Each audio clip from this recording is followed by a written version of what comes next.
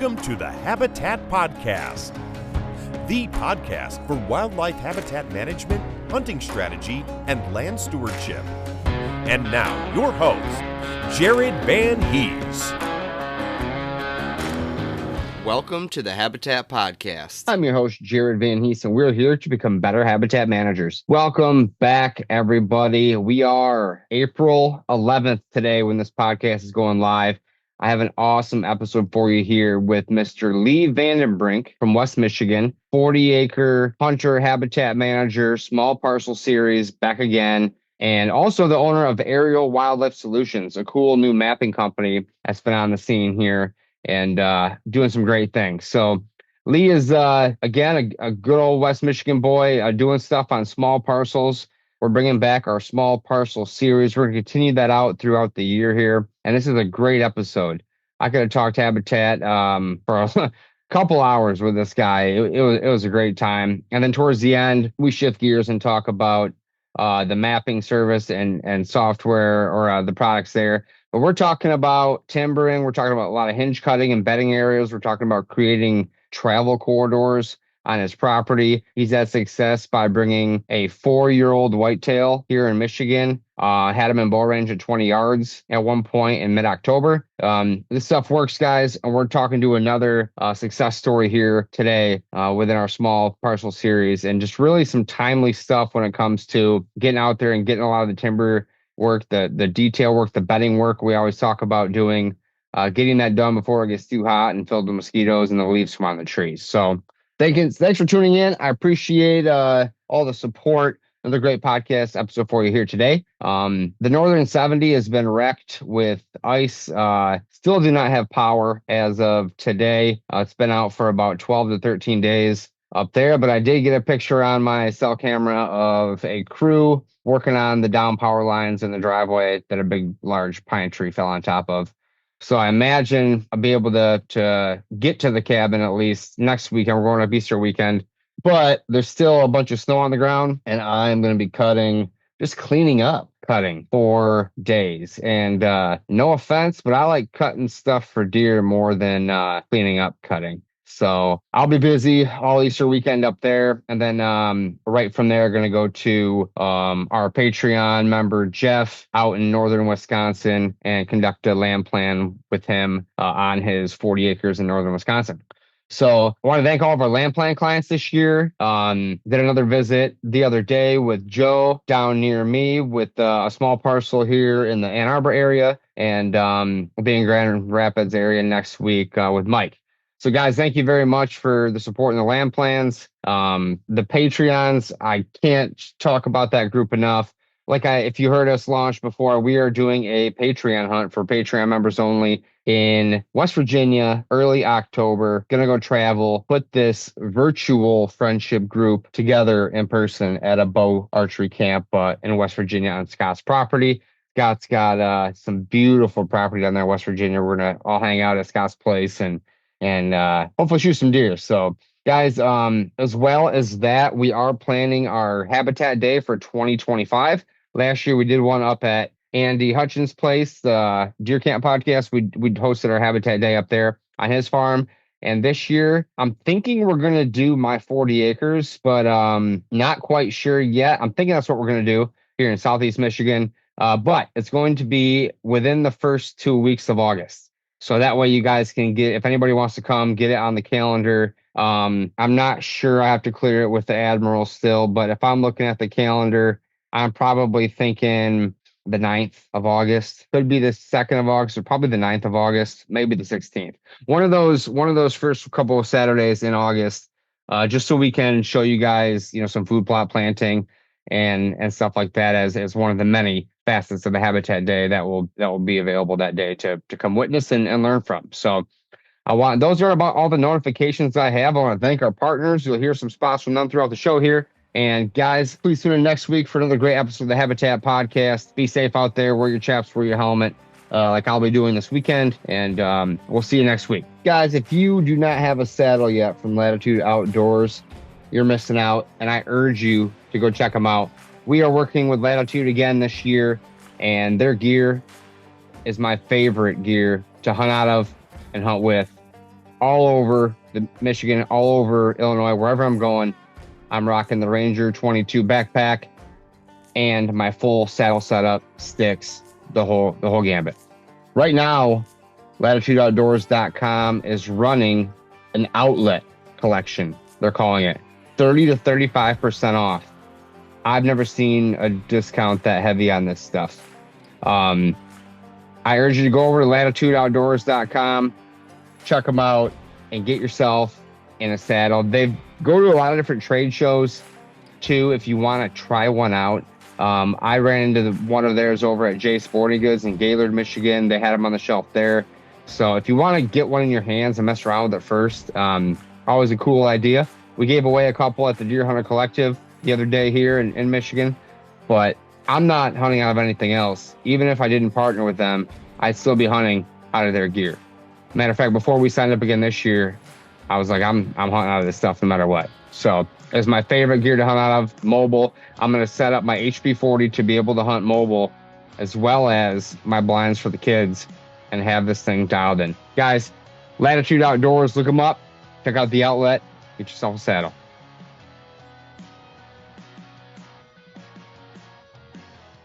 All right, guys, we're back. Andy, how's it going, my man? I'm wild, buddy. How you doing, man? Good. The power line company, I'm getting pictures from my cell cam right now. They're finally cutting that tree up on the power lines up at the Northern 70s. So hopefully we have power today or tomorrow. It'll be like 12 days or so. Wow.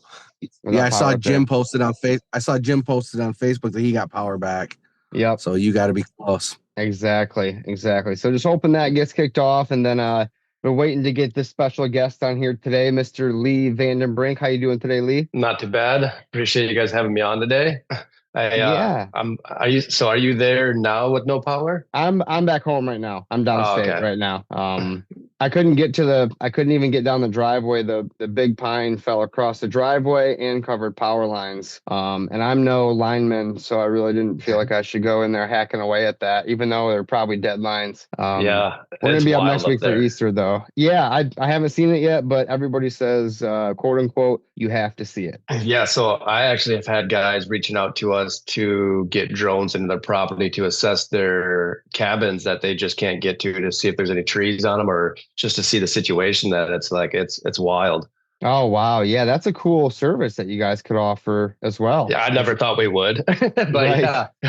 Right. Yeah, I saw your counterpart on Instagram looked like he was up in the woods somewhere with some snow, so I imagine he's probably up to something like that. Yeah, he was actually on the east side of the state, which they were projecting snow over there, and then just like he showed up and just started snowing, and luckily he got his job done before it actually really started snowing. Okay, gotcha. Well, let's get into who you are, where you're from, your background. I see Vandenbrink. That must be Dutch. Very Dutch. Yep, I'm originally from Coopersville, Michigan. Kind of born and raised there my whole life.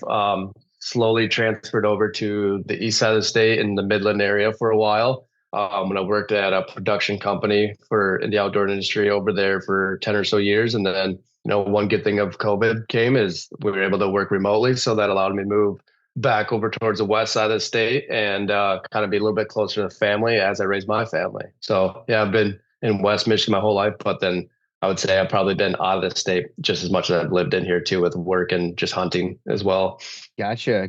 Yeah, well, you know what they say, if you ain't Dutch, you ain't much. So yep, that's you right. And I from West Michigan. I'm from Grand Haven, so you're only down the road, and we're gonna get along just fine. So it's perfect. No, that's awesome, man. Do you have a family and kids, you said? Yep, I got a wife and two daughters. We're actually down here on vacation right now in Gulf Shores, and they are just loving life. I think my oldest is 5, or soon to be 5. So this is her first vacation that she's like really being able to take it all in and enjoy the beach and the ocean and see all the crabs and stuff like that. And she's just 100 miles an hour wearing us out, but it's been fun. Oh, that's awesome, man. Yeah, I got a 5-year-old daughter as well, so I know exactly what you're talking about. Yep. Everything is just new and an adventure, and she's just loving it. I actually went on a fishing charter this morning, and she was begging for me to go, but I was like, it might be a little rough out there for you on the boat this morning. How'd you guys do? Nice. Yeah. It was good. Right now, we got into the Spanish mackerel for a little bit this morning. Once we got our fix on that, we kind of switched over to sheephead, which I've never caught before. So that was unique. And then I talked the captain into bringing us over to the sandbar to try to find some bull reds, but we didn't have much time before we had to get back. So we didn't run into any bullheads, but I just love the ocean. I mean, it's literally never know what you're going to actually catch. It's crazy. That's exactly right. And everything has teeth too, It's, seriously.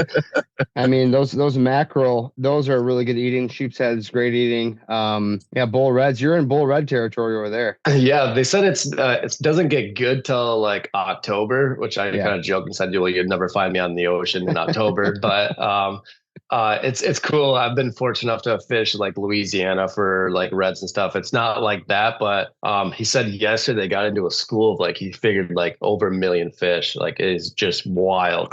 So like they're just basically catching them like migrating across these giant sandbars, and they're trolling and just trying to find the fish. And once you get in there, you get like 2 casts to get into the school of fish. Man, well, how big of reds were they catching? Do you know? He didn't say what size they were. He just said they were big bulls. So okay, wasn't sure. I was curious. I was really hoping to get my dad in one because he's like the traditional walleye fisherman from the east side of the state, going to Saginaw Bay and all that. Yeah. I was hoping to get him into a redfish to hook on. Like, this is what a fish feels like when you catch one.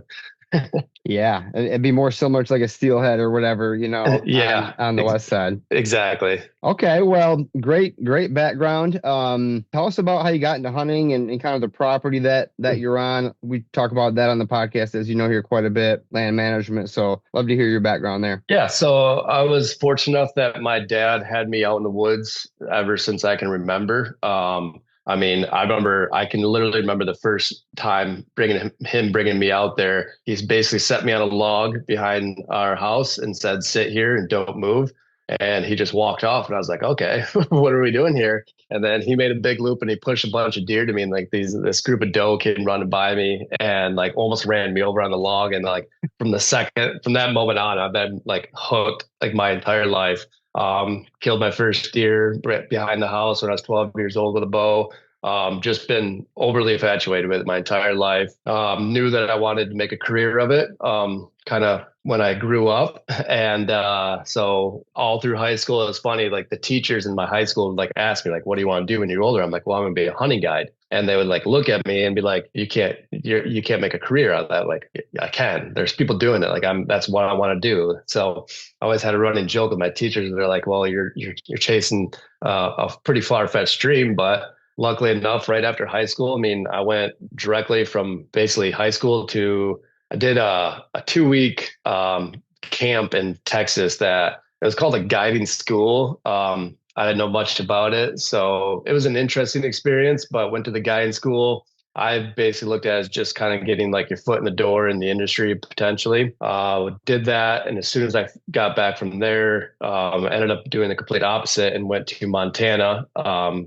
And guided there for kind of through the summer and then into spring bear. And then I was like, oh, I'm going to miss whitetail season. So like, I really want to go elk hunting, but I really can't miss whitetail season. So I ended up getting a job in Iowa, where we ran hunters out of Iowa and Missouri for whitetail.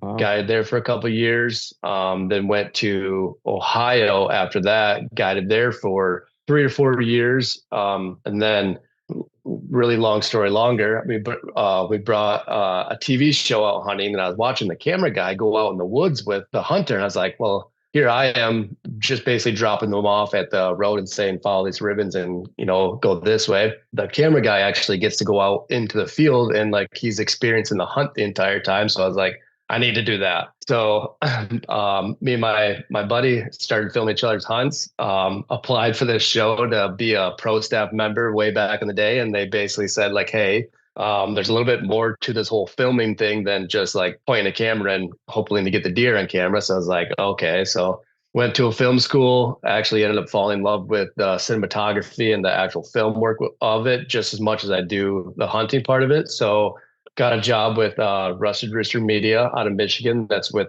Chris and Casey Kiefer. So we had a whitetail show called Rival Wild.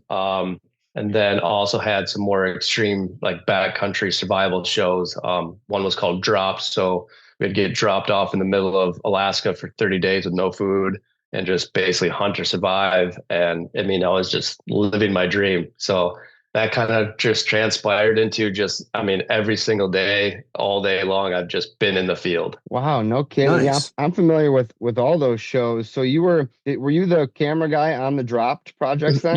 Yep. Wow. Yeah, it's wild. My first time I went with them was New Zealand, which they were kind of testing the waters, trying to, the funny thing about the outdoor industry is everyone's trying to like do a new thing or show something that hadn't been done before. So they did Alaska for quite a few years, and then we went to New Zealand, and that was probably the hungriest I've ever been in my entire life because we were just these whitetail hunters in New Zealand trying to kill a stag or a pig or whatever. And we thought the fishing would be great. So we thought we'd be okay with food, but fishing was way harder than it said. It was like upriver.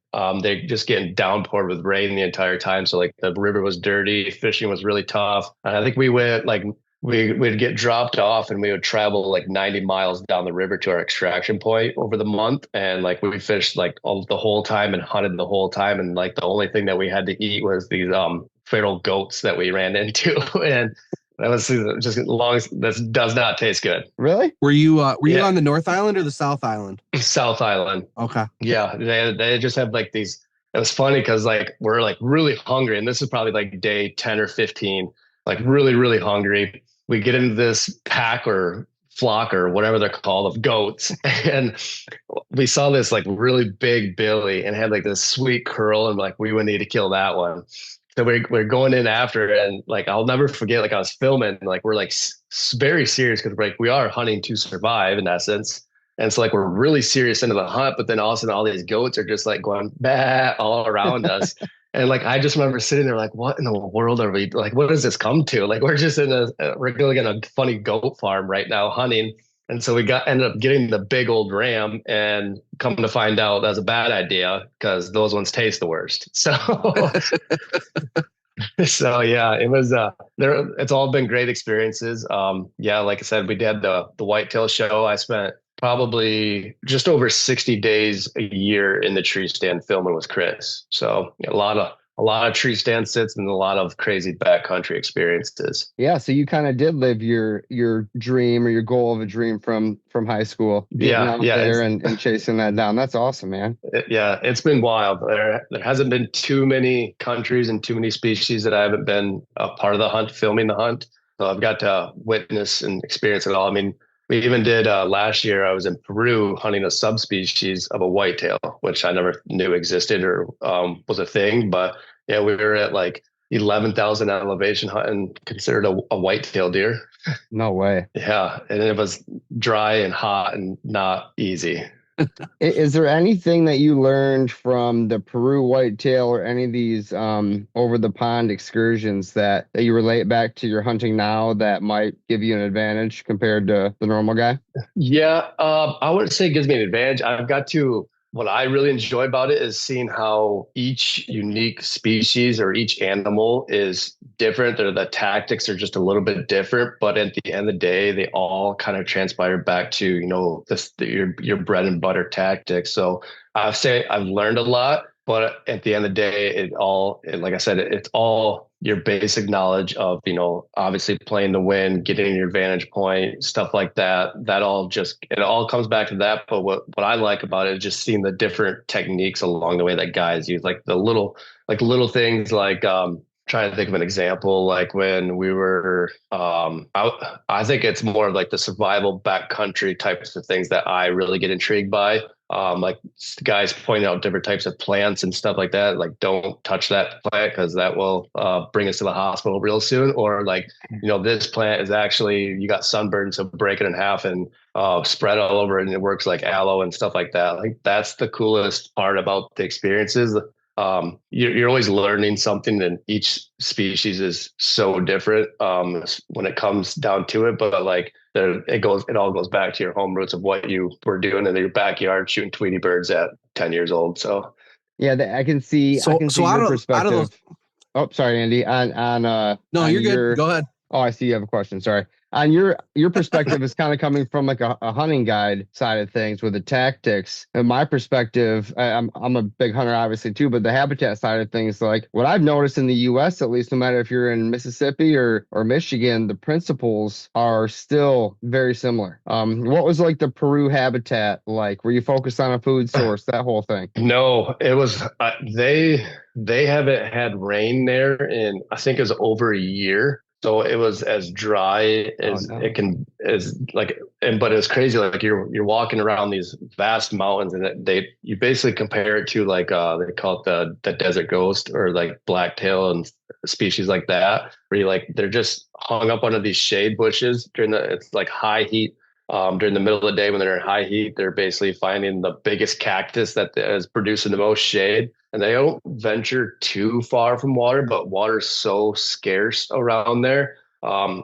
This is the part that I thought was the craziest thing. Is like I said, they haven't had rain in a year. You'd come over this mountaintop and you look down and there'd just be this oasis of like green vegetation and like plants that are just thriving. And it's all just off this, like it must have been a spring fed or some little tiny water hole. I mean, it was unfortunate because we had to pull our water from it, and it was like some weird critters were swimming around in there. But just the species that would survive in that type of environment and just like be thriving all within like a 20-yard radius was wild. And like every single animal around there, just they relied on those little tiny water holes. Like it was cool. And that's what's cool about like guys in different countries. Like most guides that I run into that are like really diehard guys, they're really involved in it with the animals, but their knowledge on the plant species and stuff like that is what I really appreciate because they're talking about what the deer browsing on in that type of country, and just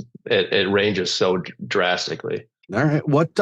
So you've been all over the place, with these, being a camera guy and all that. What was your favorite hunt that you've been on? Is this personal or filming? Either way. Favorite filming hunt, I would for sure say is Dull Sheep. I love the remoteness of like being flown in with a little float plane or a little club plane, and that feeling that not that many people have ever been here. Like, sure, they've hunted these areas for a while, but like we're hunting animals that like potentially have never seen humans before. And like no matter where you look in any direction, you're not seeing lights from anything at nighttime. The only lights that you're seeing is like the northern lights, or the stars are so bright because it's so black there. Like it's just cool. To me, that is I love that experience. And it's when you're there, you're hiking around, and day like 12, you're down 15 to 20 pounds from putting on so many miles in the day, but you're like, wow, like once you get back, you're like, that was awesome. But when you're in it, you're like, this sucks. Like, get me out. Like, let's come on. This is day 12 here. Like, come on. Like, there's no sheep here. And then you just hike up a random mountain and get into the sheep and you're into the hunt. But I really, really like those hunts from a whitetail's perspective. I think we had a farm in Ohio that was just like lights out. Like Blasey actually killed his big deer, his Ohio deer on that farm. It's just a special place. It was really special. That's awesome. Nice. I've seen a lot of those videos that you guys film for, and know Aaron well, known him for years now. So that's cool that you were part of all that, and I can picture that Ohio farm and the Kansas stuff. Were you ever in Kansas, or was like Aaron with Casey and you were with Chris? Is that kind of how it went? Yep. Basically, Aaron would go every single day with Casey, and I would grind the season out with Chris. So the Kansas was also. It was cool because when we first got that lease, it was a guided or outfitted on for who knows how many years before that. So like the age structure you could definitely see was like 3-year-olds. And then after us leasing it for by the second and third year, you're really starting to see that age develop throughout that those whitetails. And so like we were hunting old, like giant deer that were like 7 years old and stuff like that. And that part, I loved seeing that because like nothing against an outfitter. Like, you're running guys through it And take a guy from Michigan that's shows up to Kansas. I mean, you put 130, 140 inch deer in front of them, and they're jacked about it, and rightfully so. So they're, it's just tough to establish that. Yeah, it's tough to establish that age structure on a farm, guiding on it. But then you take that kind of, I want to say take it away from that, but you inherit that, and you be able to like develop that. It was cool seeing just older age structure grow up. And we had one deer that we swear he was pushing 200 inches as potentially just a 3-year-old. It was crazy. And but it was tough on that. Like Kansas, like we'd get a deer for 2 years and he would disappear for 2 years. And all of a sudden you're like, okay, you gotta write that off. But then all of a sudden the next year he's back on camera. You're like, that's for sure Charles Barkley. Like, like it was cool to see that. That's awesome. How's your hunting like at home? I mean, now that you're back in Michigan, you got kids, are you traveling out of state a lot? Are you staying at home? What's that like? So it's good. So I actually work for a company called Worldwide Trophy Adventures now. What we do is basically it's a booking agency for hunters. So, and if you come to the company and say, in 10 years, I want to hunt elk. And in 6 years, I want to get a big mule deer. And in the meantime, I want to hunt all these whitetail states. They'll basically take the plan and draw it out, do all the applying for you. So that way you never miss an application period. The thing about Western hunting is it's becoming a draw state, no matter where you want to hunt. If you want to hunt the West, you got to apply. So they handle all that for you. And the owner of that is Mark Peterson. And he actually started coaching, getting into his daughter's basketball coaching. So he travels a lot less during the fall now, which is great for me because I'm home more now during the fall. So I've been pretty blessed the last, I would say 3 years, being able to hunt a lot more than I have in the last 10 years. Nice. Yeah. It's really nice because I work from home. So, I can sneak out for a morning sit and then, make it back to the computer before 9 o'clock and answer all the emails I need to. I'm sounds like a win-win. Yeah, no kidding. I'm familiar with Mark, some mutual friends in Mount Pleasant area over at Wildlife Gallery. Is that the booking agency that's kind of hooked up with Cabela's? So yeah, it originally stemmed from Mark purchased Worldwide Trophy Adventures. It was a company out of, don't quote me on this, like Utah. But then I believe once Cecil Lion thing happened and that there's an uproar about that whole situation, Cabela's Tags was looking to sell that portion of their company. And that's when Mark came in and purchased the Cabela's Tag portion of that. So that's why he's got the tags things where he applies people in different states. And then also once you draw that tag, we have gone and actually personally vetted all these different outfitters. So that way, you're making sure you get your money's worth when going on a hunt. Yeah. The only guided hunt I've ever been on so far that we use them. I was able to take a customer to Illinois for a late muzzleloader, and they hooked us up with Ben Plattner over there, and it was a great time. I shot a nice buck. They found like 2 spots left, so they were actually pretty cheap too, considering. And something like that can save you some time and some money. I mean, I love the do-it-yourself stuff, but like out of state and all the money and time you're putting in, it doesn't hurt to have a little credibility behind you. Yeah, like picture Iowa for example. Let's say picture Iowa for example. You got potentially it's pushing 6 years invested into applications to hunt the state now, and some guys just don't have the time to grind it out in public land or try to find a piece. So you look at just booking your whitetail hunt in Iowa. Like I said, every single one of these consultants have personally been to that place and can actually vouch for it firsthand. Yeah, that's great. I mean, I've been all over the place to different outfitters around the U.S. here. And I mean, I've had some good experiences and I've had some not so good experiences. So I appreciate the vetting of it. Yeah, for sure. And I can tell you the first place that I guided in Iowa, the reason I stopped guiding there because I actually it was just a bad experience for not only the guides but the hunters themselves, unfortunately. So yeah, there's definitely some bad outfitters there. So like You can obviously get lucky and book a hunt with a random guy that you just found on Google, or you can just trust the process and trust WTA as a whole, and know that that we're not just sending people to just your standard guy who's just trying to get a couple $1,000s out of you. Yeah, that's great. I mean, I'm actually piggybacking off of Blasey this year to go to Iowa, so he's my personal vetter. So you're gonna go with Chad? Yep, I'm going with Chad. Yep. Nice. I love Chad. His property, some of his farms. It's amazing. I've hunted there 4 or 5 times with Chad now. Yeah, Chad's awesome. I've been talking to Chad for a couple years now, and I mean, it's like we're best friends, and I've never even met the guy. Yep. What just a salt of the earth dude. So Lee, now you're back in Michigan. You got the kids settling down. I'm not going to say you're settling down, but you know what I mean. You're in that time of life. I'm definitely settling down now. Okay. we're all in the thick of it right now with young kids, and having that back 40, if you will, or being able to do the habitat stuff. That's becoming a lot more popular, especially for guys like you who've been traveling and hunting and everything else. People kind of see like, hey, maybe I can make something close to home, long term, very successful. So what are you working on back home? What's your property there? Is it the same one you grew up on? Tell me about the property itself. Yeah, so it is technically we own 20 acres, but the neighbor also has 20 acres that has we've helped her out a lot through her life, and she's been nice enough to say, basically more or less say, this is your property, without actually selling us the property yet. So we have 40 acres. Growing up, it actually had 40 acres of state land butting up to it. So my younger days, I can remember opening day of deer season, there would be 20 guys sitting on our line. And I absolutely dreaded it. It kind of actually deterred me away from the property as a whole for quite a while.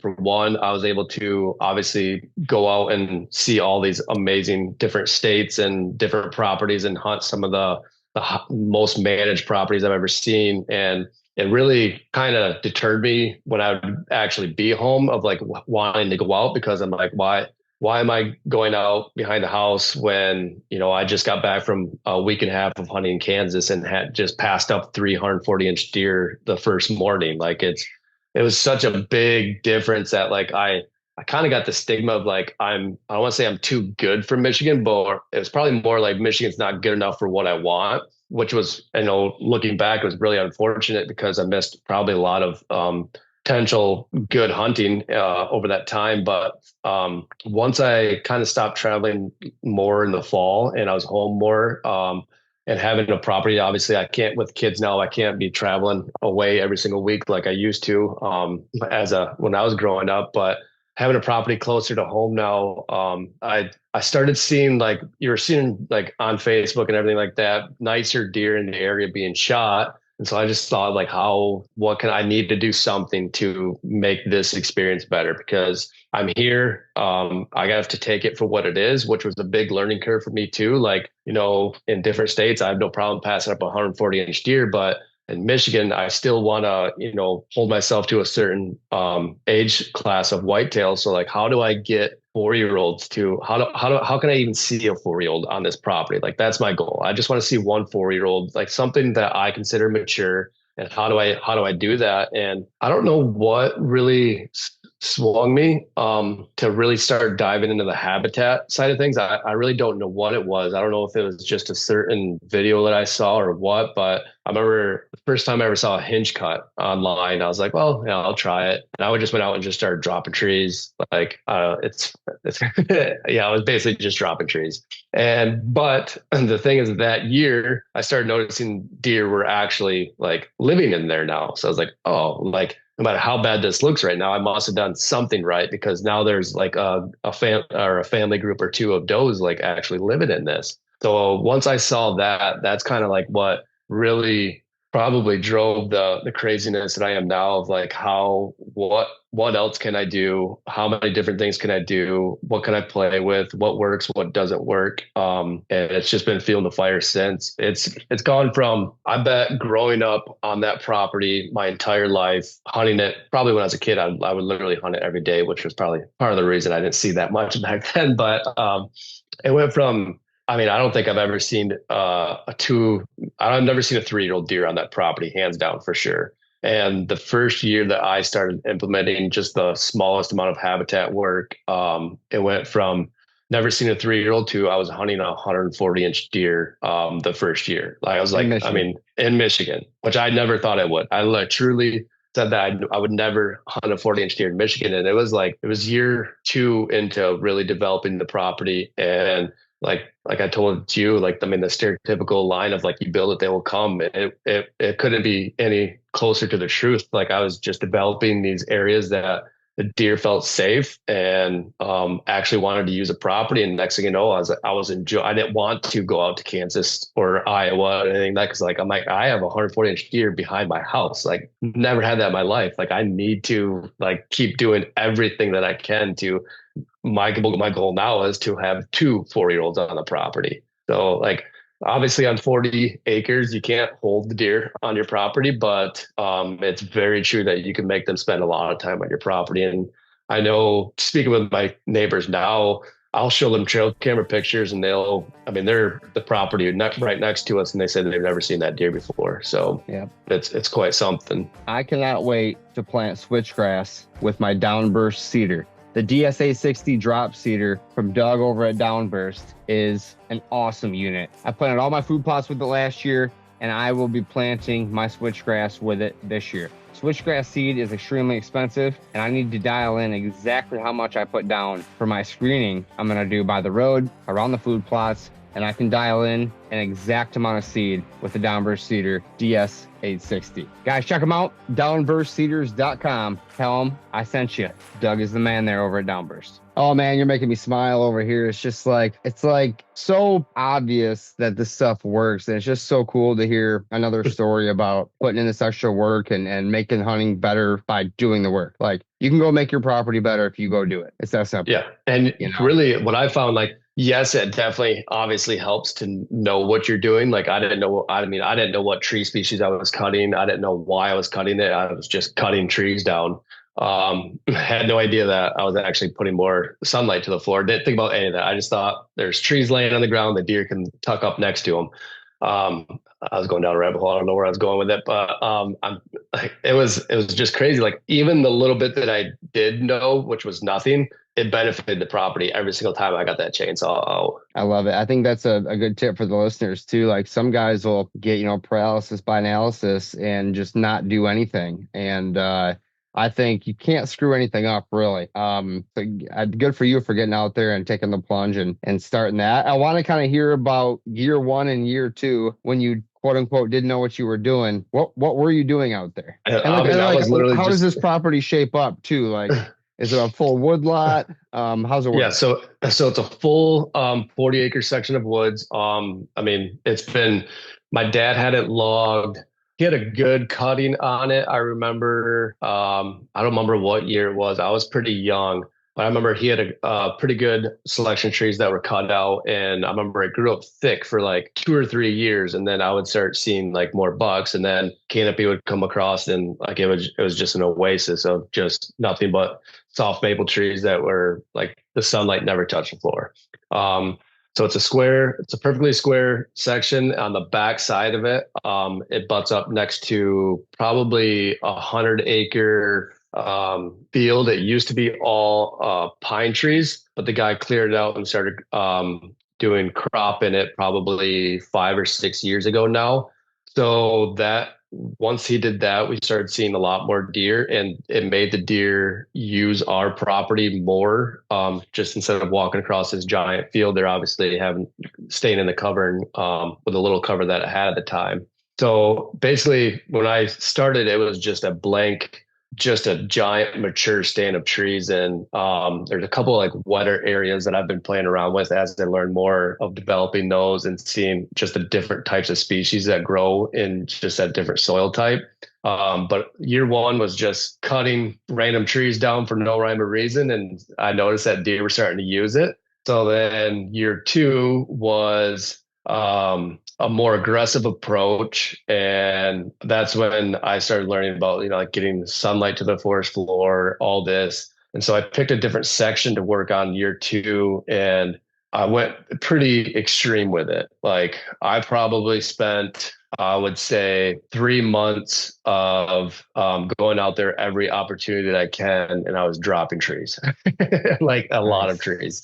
And so that was probably 2 years ago now, and now the growth that I'm seeing in that, I'm also seeing like I made a tornado effect kind of type of thing. So deer would go in there, but I didn't see them actually bedding in there. They weren't using as much as I thought it was. So I'm actually now at the point where I'm trying to clean that section up. There's a lot of down trees, which is good for me because I burn wood through for heat. So it's not a big deal if I drop a tree. To me, the value of keeping my house warm is better than what it would have gone 10 years from now with a logger. So yeah, it's changed a bunch. And, this year we're looking at getting it logged, for the first time in a long time. And it's kind of like exciting because I know the possibilities I'm going to have after that and how thick I can actually make it. But at the same time, it's like, I've spent the last 4 years doing all this work, and I honestly have no idea what it's going to look like when the loggers potentially get done with it. So either all my meticulous bedding areas that I've created the last 4 years is going to be completely destroyed. I got to restart, but I know, I mean, give or take, like it's going to be a couple years from now, and I'm going to be able to get it right, probably better than what I was actually getting it to right now. Well, that's something we always talk about with our land plan clients too, is just order of operation. I did the same thing as you. I spent 3 years, I think, on my 15 acres before I had the logging company in there. And now I would say it's backwards. I don't think it's wrong that you got in there and cut trees and everything else, but like if we're gonna do it perfectly, I'd log first and then move on. Yeah. And it'll be a mess, that's for sure. But at least your head's in the right spot. And if it crushes a few hinge cut bedding areas, then you'll have more trees to lay on top of the big tops anyways when you're done. Yeah. So when they finished with yours, I mean, did they you said you had 3 years of working on that property. I mean, was basically everything that you did, are you starting over from that after the logging? Yeah, where they logged, yeah. But what I did do, which I think is very important on 2 of my 3 properties that I've had logged, I leave the tops. So what you might lose in hinge cut bedding, you're going to replace with big oak tops or maple tops. And take your trunk out. They'll take that trunk out. Take what you can for firewood that they don't take for logging. And then, that those tops are going to be great bedding areas too, almost, like a hinge cut bedding area would be. Mm-hmm. So yeah, I kind of just traded one for the other, if that makes sense. Yep. Fair enough. But yeah, I don't know what to expect. I know if I have my way, my goal is to do just over 60% sunlight to the ground. So that means there's a lot of trees that they're going to have to cut. So we'll see what they actually take out of it and how much damage they do. But, like I said, it's give or take. I really enjoy doing the work just as much as I do the hunting. So if it tells me that I have to go back and have another 5 years of habitat work, which I know it'll never end, but I mean, it just kind of actually just gets me excited too. So now I get to basically take what I've already created, see what worked, what didn't work, learn from that, and manipulate it from there after the logger's going. So I'm basically taking the best of what I've learned and now I'll be able to apply it to the entire property. Then rather than having a giant tornado effect zone where the deer actually just walked around. I love it. When are they supposed to start logging for you? That hasn't been, this is pretty newly developed because my neighbor is getting his log right now. So it's kind of a thing of, I'm hoping that they say, well, we have all the equipment here, and as soon as we're done, we're going to quick jump over to yours and get what we can out there. I'm assuming that's how it's going to go. I don't know why. I can't imagine they would get rid of all their equipment and then bring it back. So if it does go through and, it's still my dad's property. So at the end of the day, if he says yay, then it should be relatively soon. I think they probably have 3 or 4 more weeks of cutting potentially on my neighbor's property. So right after that is what I would assume that they would get into it. Okay. Nice. Do you have a contract already signed? Nope. Nothing has been signed. And we just, right before we came on vacation, I finally heard the loggers out there cutting wood, and I took the side-by-side out there and talked to him and showed them property. And when we get back, he's gonna go through and Mark what he thinks. And then after that, we'll kind of start the negotiation. Awesome. Okay. Yeah, Andy, Now, are you going for Timber Valley? Timber right? Valley? Yeah. We keep talking at the same time. We must have a delay going on here. You're getting yours cut for a second time, right? Yeah, I had mine 60% done 4 years ago. And as you know, we walked through it last year, and it's that canopy's already completely grown back in. So I'm actually going for a pretty aggressive cut this time of anything that's 8 inches or larger. They're taking it. So we're going to do, I mean, basically a clear cut, but not a clear cut in the aspect of that. Leaving tops, basically getting it ready for more work, honestly. Yeah. And my thought process too was potentially, I was hoping that they would take anything 8 or 10 inches and above, but leave me a lot of those smaller diameter, like 8-inch trees too. Because personally, my dad is looking at it for value. I'm looking at it for straight hunting. So if he gets what he wants out of it, and then they can leave me those 8-inch trees to what I can work with to develop more bedding areas. Like you said, have some tops laying on the ground, but then hinge cut those on top of those tops. That's like perfect world scenario of what I'm thinking. I'm hoping happens. Okay. Yeah, I'm going for strictly whitetail. I don't have, I'm, in my mid 40s. I don't have time to wait for the timber value at this point. Oh. I'm going for deer, baby. I think you can do both. Yeah, I would say there's timber value over here and whitetail over here, and those are two opposite ends of a scale or a spectrum. But like what you're doing, Lee, like you could still take the big valuable timber out of there, leave the young valuable timber, the oaks or the maples, whatever your plan's calling for, and then cut the rest of the junk out of there. That's what I'm going to do on my 40. We logged a bunch of the white oaks, bunch of red oaks, and big soft maple. And anybody who sees as many white oaks as I took would be like, what are you doing? But there's plenty of little white oaks like this big around that are still dropping acorns that when I'm done are going to have the sky to themselves, so I think there is a way you can do both by putting the rest of the junk on the ground. If you didn't put the rest of the junk on the ground, you're going to have a wide open forest still, and like Andy, like we saw, years needed cut again just 3, 4, 5 years later. Yep.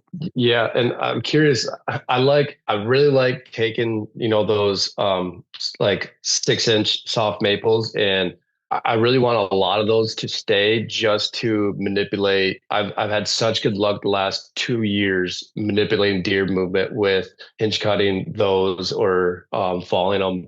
And just I've been able to hunt my property exactly how I've wanted to for so long, just with the work that I've done to it. Now I don't have to go to the center of the property to see a deer. This year was probably one of the coolest sits I've ever had on the property. And I didn't even see a buck, but I was sitting in my tree stand, and the previous year I always had deer just kind of like it'd be hit or miss if they actually came into our archery range.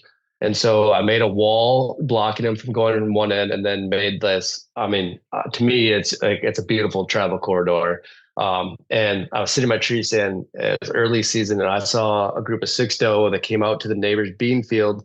Didn't even touch any of the beans, and it is when they were actually eating the beans too. They kind of browse their way through it, but then they walked perfectly down my travel corridor, stopped in front of my stand to nibble on some new growth that's coming up at 15 yards, finished the travel corridor, and went right to my water hole. And I was like, this is the coolest thing I've ever seen. Like, I didn't make these deer do that, but I did everything I could to.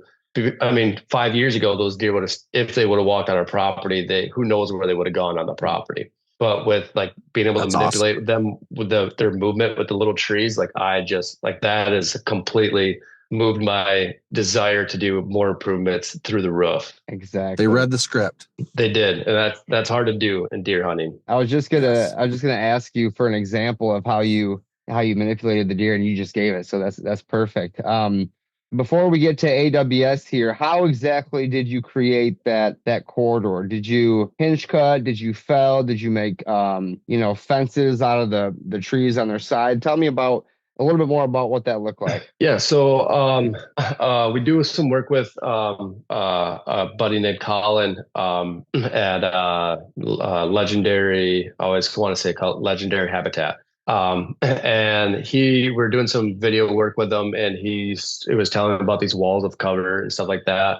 And he was telling me about how you can just basically, I always told him about the state land next to us and how it always bothers me that they'll, their tree stands are on my basically primary runways leading off the property.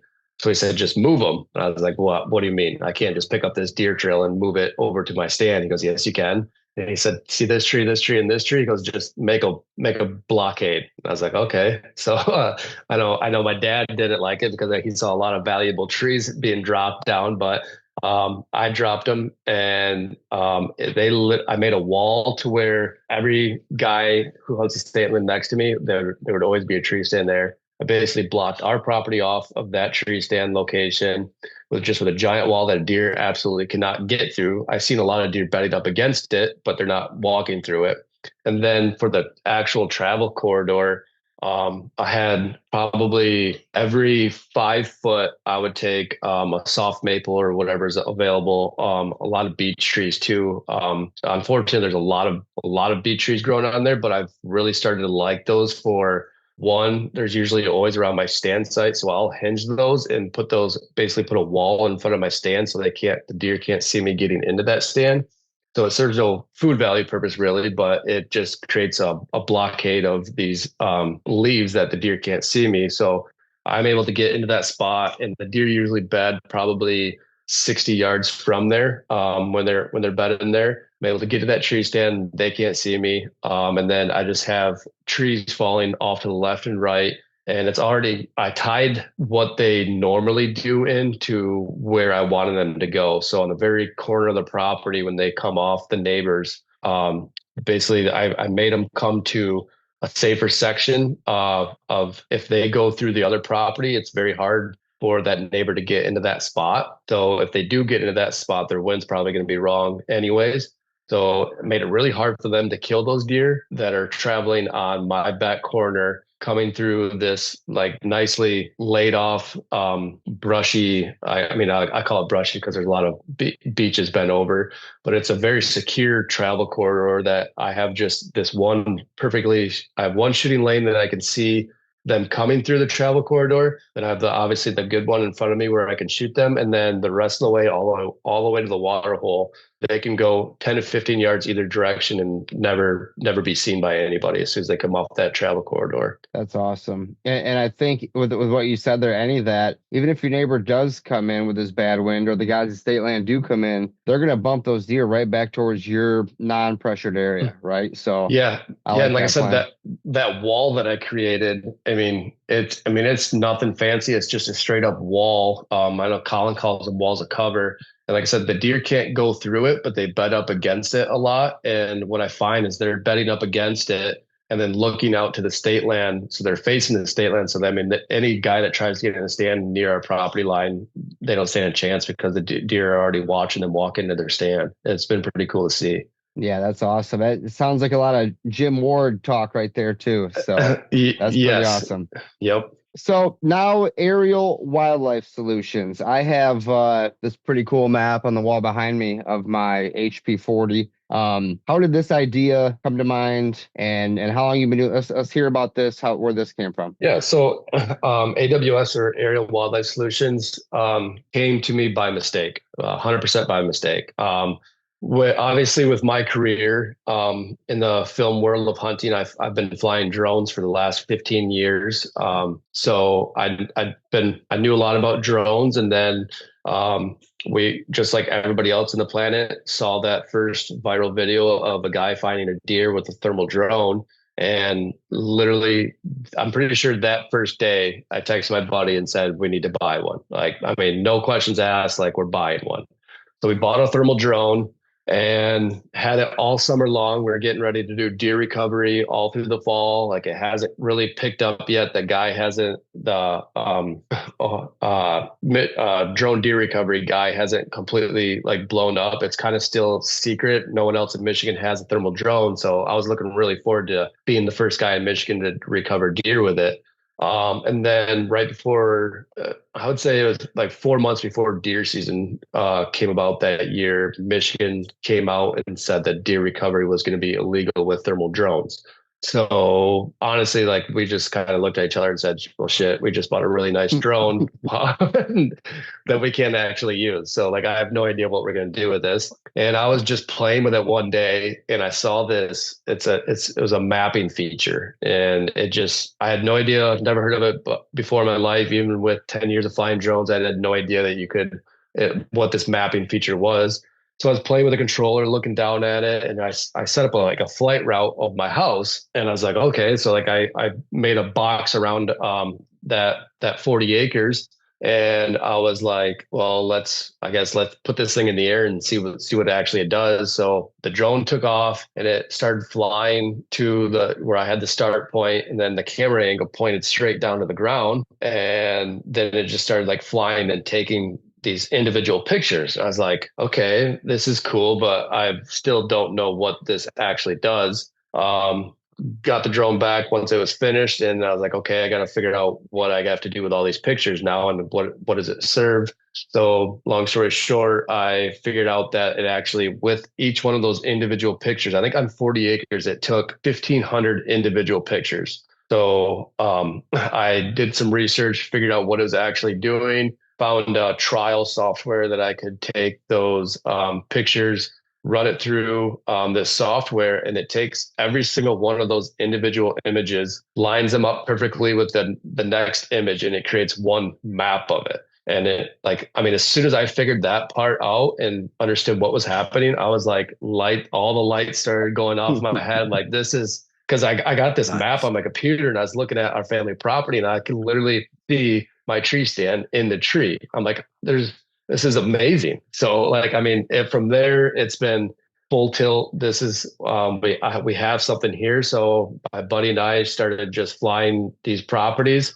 Next thing you know, we had show one of these maps to one of our buddies who own property. They're like, I need that. I need one of those right now. So I was like, all right, I'll come over and fly your property and give you a map. And at that time, we were just printing them on standard pieces of paper. And so it kind of just led one thing from there. Next thing you know, our first year, just by word of mouth, we had 20 guys reaching out to us that wanted a map of their property. And yeah, obviously at that point, you're like, okay, I actually do have something here. And so basically at that point, AWS was born, and we started going full tilt just with property, creating one, in my opinion, one of the coolest property maps that you could have, just because how detailed and how customizable they are to be exactly what you want. Like, obviously yours right there on the wall is done in the snow. I mean, besides taking a drone and taking a picture of your property, there's literally no other way you can get a snow covered map of your property. Wow. When's the best time of year to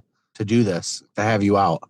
So that's what's nice about this is it's however you want your map to look is the best time when it's going to be for you. So some guys love late fall when there's only a couple trees, a couple of those last oaks are holding tree or leaves. That way there's a little bit of color into the map. But then, you get into the dead of winter when there's snow on the ground. For me personally, when I look at my property and I'm actually from an improvement and a planning standpoint, I love snow on the ground just because you can see every single tree to the highest detail possible with the snow canvas around it. But for guys that want pretty, like really pretty maps on the wall, like right now is like prime time to do. You're gonna see right down to the ground because all the leaves are off the trees. Your food plots are starting to turn green, so they have a little bit of color back into them. And like there's some little shrubs that are starting to bud out a little bit, so there's a little bit of green and life coming back into it. So they still serve their purpose as far as any planning you want to use, however you want to use that map, but they have a little bit of color into them, so they look really good on the wall at this time too. Awesome. Yeah, some of your Instagram videos and whatnot show some really cool stuff. And have you ever what height are these photos taken? Because like I can see my blind, I see the circular roof of my blind. I think I can see some deer, but I'm not sure. It's kind of like Where's Waldo in this thing right here. And it's amazing it's awesome. How many deer, like we'll send guys their maps and they'll literally 2 days later they'll send us a quick close-up picture like, hey, I found deer in my property. I was like, oh wow, how close were you looking at that map? Um, so basically, it depends on the property. Each property is different. This software wasn't developed to fly over 100 acres of nothing but trees and be able to stitch it together. So on higher timbered or more canopy properties, we fly a little bit higher just because it's easier for the software to stitch together. But on average, we're flying anywhere between 200 and 300 in elevation. So it's like not that high above the tree level. And if you picture when they say a bird's eye view, if you picture you being in a helicopter hovering over your property and taking your camera and pointing it straight down to the ground, like that's the detail that you're getting on these maps. It's like the leaves are off the trees. Like you're having these drones are wild now as far as like we have a 50 megapixel camera, which most guys that doesn't mean a lot, but it's a very, very nice camera on a drone taking a very high resolution image. And not just one of them. It's technically 1,500 or it's thousands of them of your property. And you stitch them all together and it like literally gives you the best detail possible on looking at your property from a bird's eye view. Yeah, I can Nice. definitely attest to that. And like I can see, you can tell my 40, it's a perfect square and it's been logged. I can see all the tops. You can tell where my neighbors on every side around me have not logged my woods. You can see the square of my property and I haven't drawn on it. I haven't put a border on it like we do with our land plans. It's pretty neat, man. Definitely. I think I see deer. I'm not sure, but I still needed to go in there and do some more timber work. It looks like based on what I'm looking at. I was just say it's funny. Like, I'll use obviously with me having the drone, I can fly my property as much as I want. And I'll go do a hinge cut or a bedding area, and I'll go fly it. And it's just a whole different perspective. Like I will never say that there's anything better than being boots on the ground on a property. Agreed. But I'll strongly say that having a big picture view of the entire property is very close to being second, because I can do some work to my property, get it flown. And to me, I wanted to see how that hinge cut or how that bedding area, how that travel corridor flows through the property. I want to see if it makes sense with the rest of the property. You put it's funny, I did a hinge cut, I think it was last year. I flew my property and I looked at it and I was like, how am I going to access? Like, there's no way I could ever hunt this bedding area, which wasn't a big deal. But like, if I were to want to hunt this, there's no way I can access this area without busting game, or, my wind's going to be blowing over to this bedding area to be able to see that of your property. To me, it really makes things make sense easier for me. Like I'm not a smart person, so I need to see every single ounce of everything that I can. And that's exactly what these maps do. And honestly, it's kind of vice versa. If you took like a screenshot of your property off, let's say Onyx or anything like that. And I will say, don't get me wrong, I still use Onyx all the time while hunting. We're not here to replace Onyx or any of the other platforms. But if you took a picture or a screenshot of your property and said, I'm going to go put that on my wall, the bigger you make that, the less resolution that's going to be, because you're trying to stretch everything like that. Since we're taking so many high resolution 50 megapixel 4K images of this, actually they're 8K images of the property, we have so many of them, you lose zero resolution for however big you want to go. So we actually flew, or our pilot in Kentucky flew a 900-acre piece the other day, and this guy's got a map, and it was 80 inches by 95 inches, I believe. So It's like the entire size of his wall, and loses no resolution by blowing it up that big because the images are so big. So like there is some limits to how big you can go, but he was pushing it with those ones.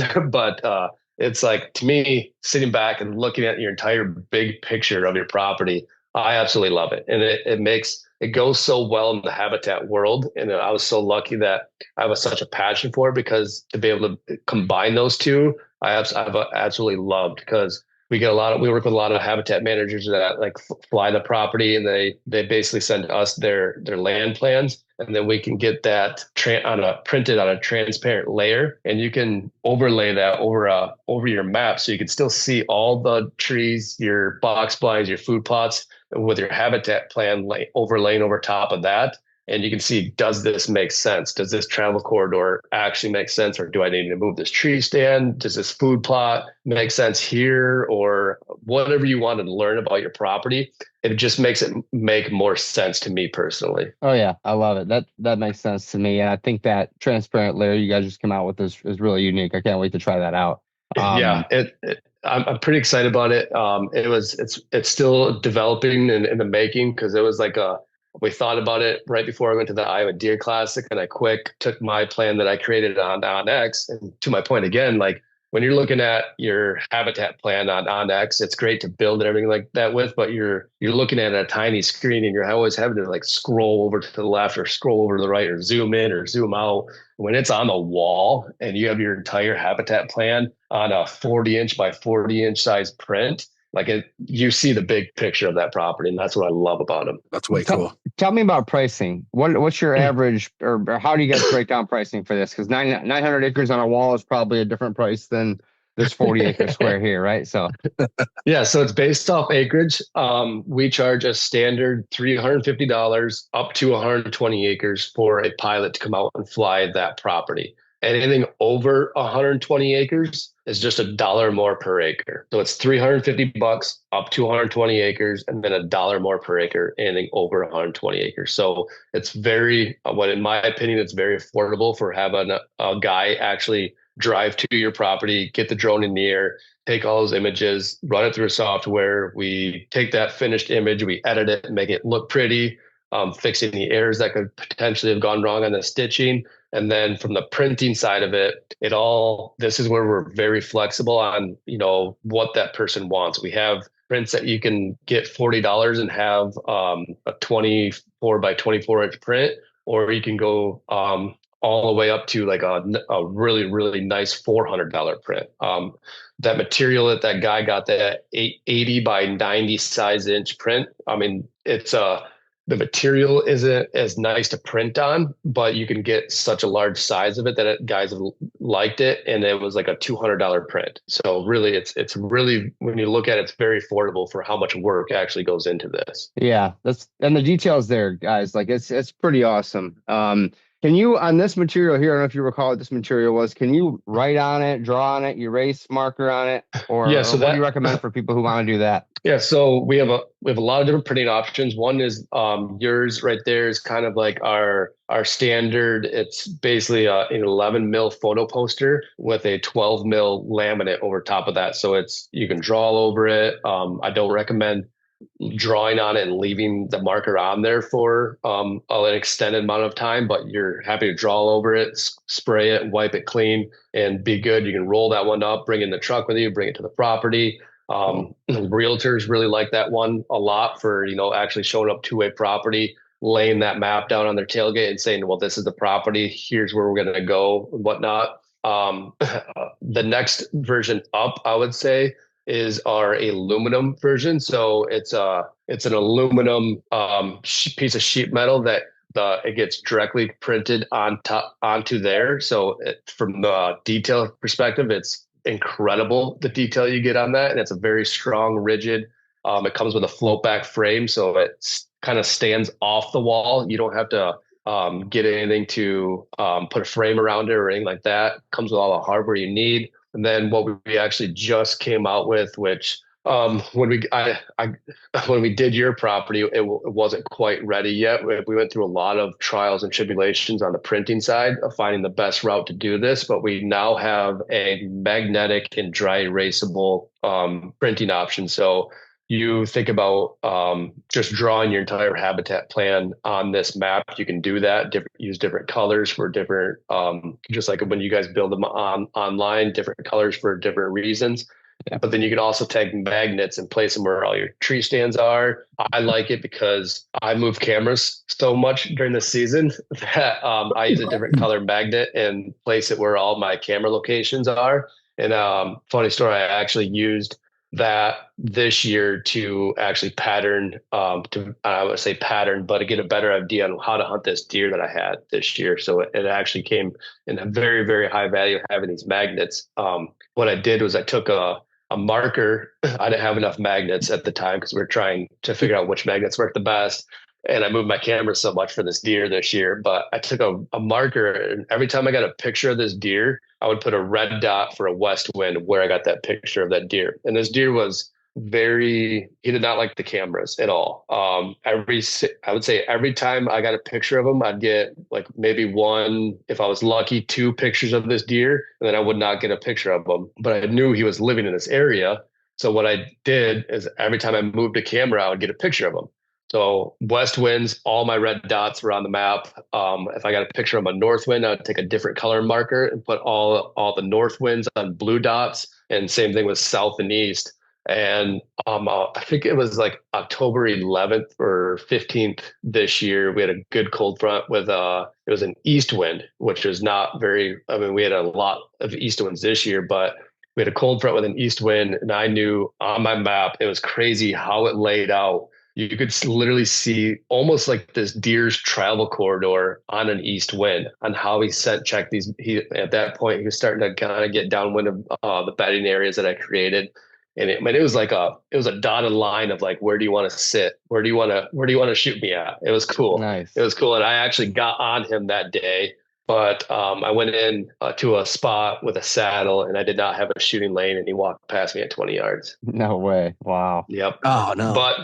But it was a 4-year-old mature deer, and I count that as, like I said, my goal is to have 2 4-year-olds on my property, and that was a 4-year-old I had on my property this year, and that was the win for the entire year. Like, it was be able to, obviously, all the habitat improvements to get that deer on the property, and then be able to use my map and actually use my map to get on that deer and target that deer specifically. It was awesome. It was a very cool experience. These maps are cool, man. And appreciate you getting this one over here. And way to track that 140 down like that, or that big 4-year-old buck. That's a whole another, rabbit hole. Guys start playing with these things, so. Yeah. And like, kind of to my point earlier, like if you did that on Next, and you so I always have, if you look at your phone, I have like pins everywhere. Mm-hmm. It's hard to understand. So for me, again, not a very intelligent person, I need to dumb it down to the best that I can and have those dots all over that big. I mean, this my map is like 40 inches by 40 inches.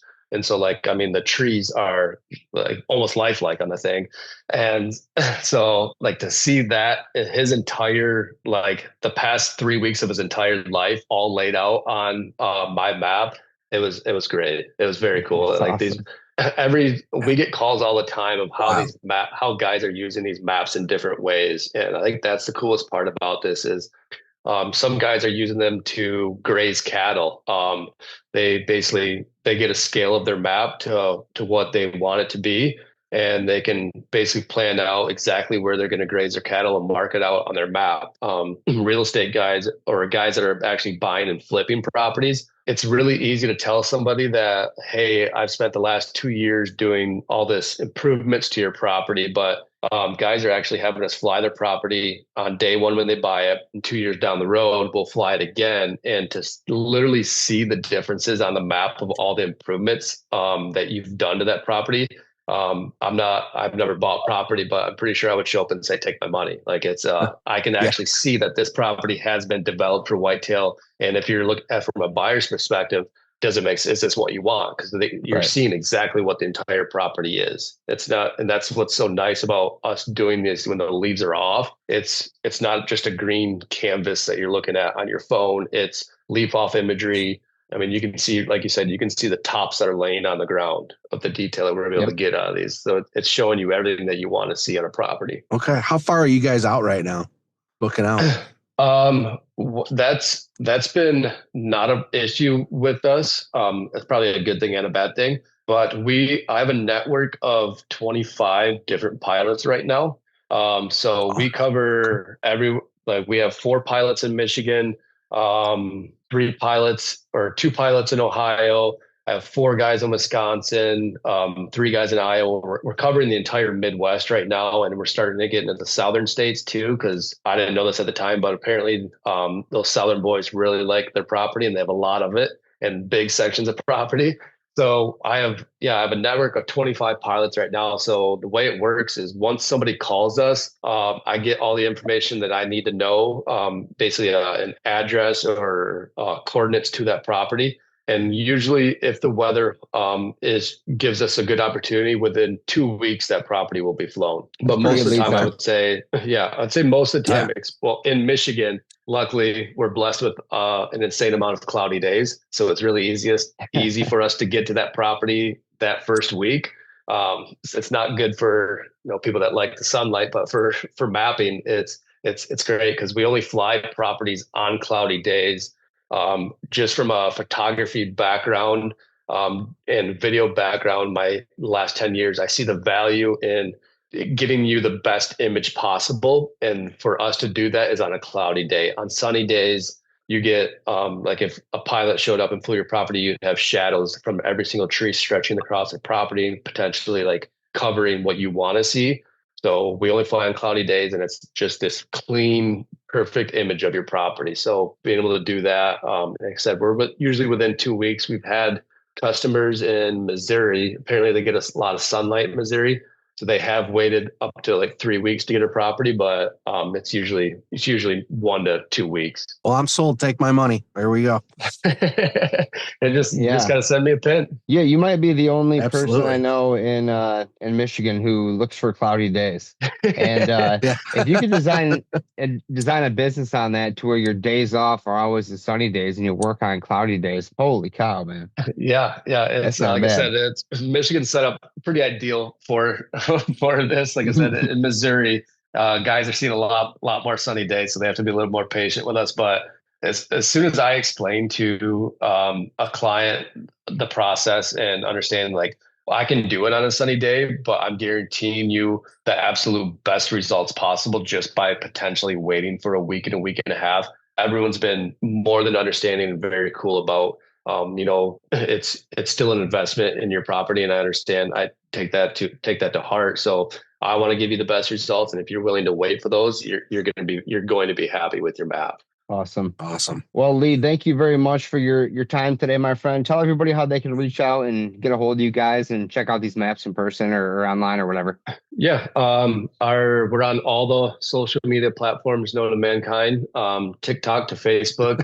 That's Aerial Wildlife Solutions. You can go to our website, aerialwildlifesolutions.com, or just shoot us an email at aerialwildlifesolutions@gmail.com. So however you guys want to reach out, we are very active responding on all the platforms. So I would say the only thing is, if you want your map for, this upcoming hunting season, absolutely now is the time. On the way down to Florida, I could see there's a hard line of when I was driving. I was actually looking at the trees and be like, okay, my pilots can still map down here. We can still map. And then I got to probably somewhere in Kentucky, and I was like, it's too green now. Like mapping season is officially closed down there. So as the leaves start budding and working their way up north, that's kind of when mapping season comes to a close for us. So if you want it this year, now is definitely the time, and it's going to look the best on the wall. Like I said, the food plots they just pop on the wall. It's great. Awesome. Well, Lee, thanks for your time, man. I appreciate it, and I hope to have you back on here again in the future, my friend. So appreciate you guys. Thank you for tuning in to the Habitat Podcast. We really do appreciate you guys coming back every week to get